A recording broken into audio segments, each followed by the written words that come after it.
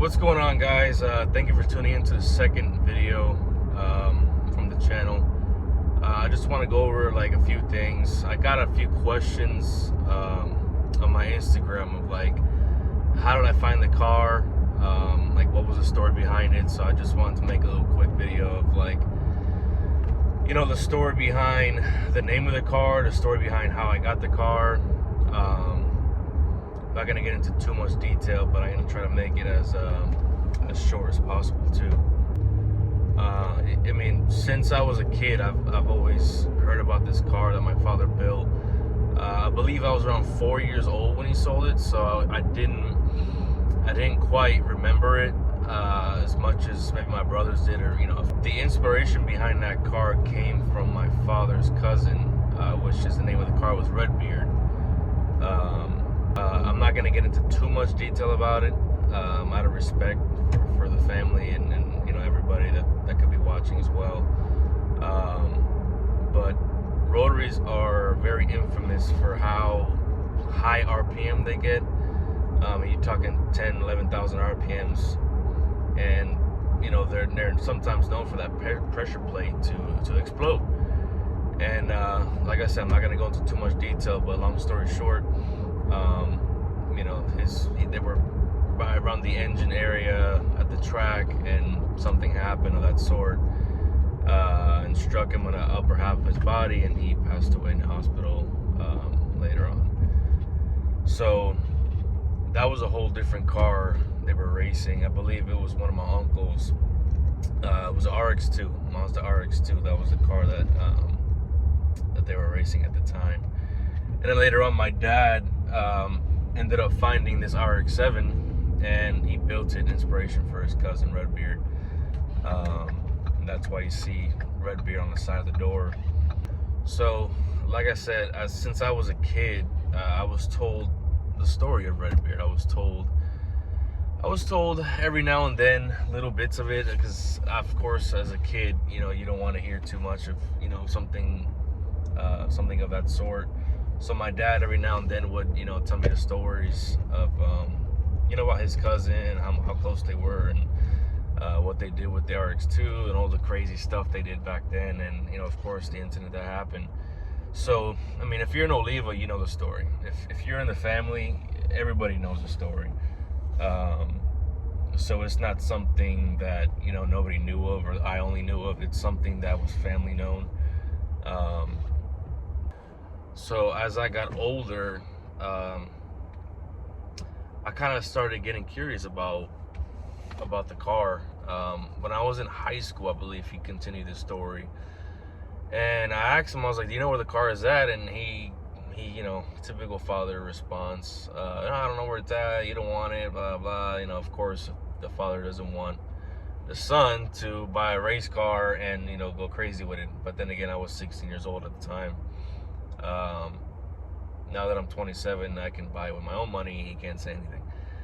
So I mean, he did tell me a lot about it. He did tell me a lot. So he left out a few things that, of course, I figured out later on.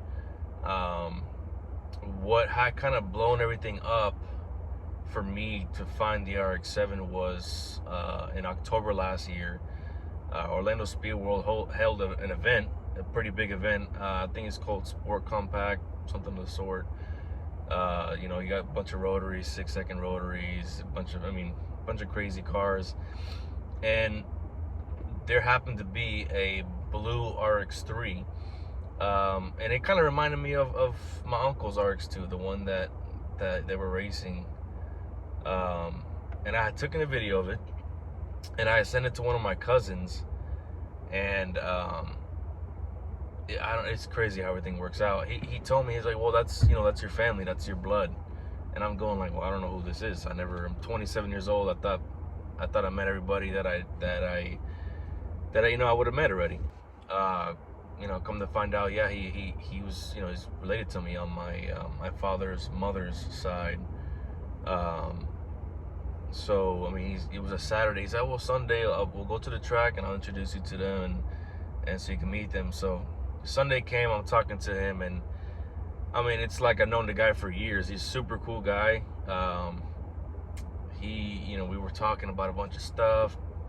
Probably for like 20-25 minutes we were talking, and he was showing me the RX-3, all the stuff that he did to it, and he told me that your father and my father were very close.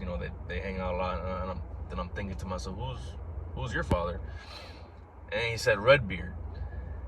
And in that moment, I had no idea how to act. I don't even know how to explain it, how I felt in that moment. It's as if everything came full circle.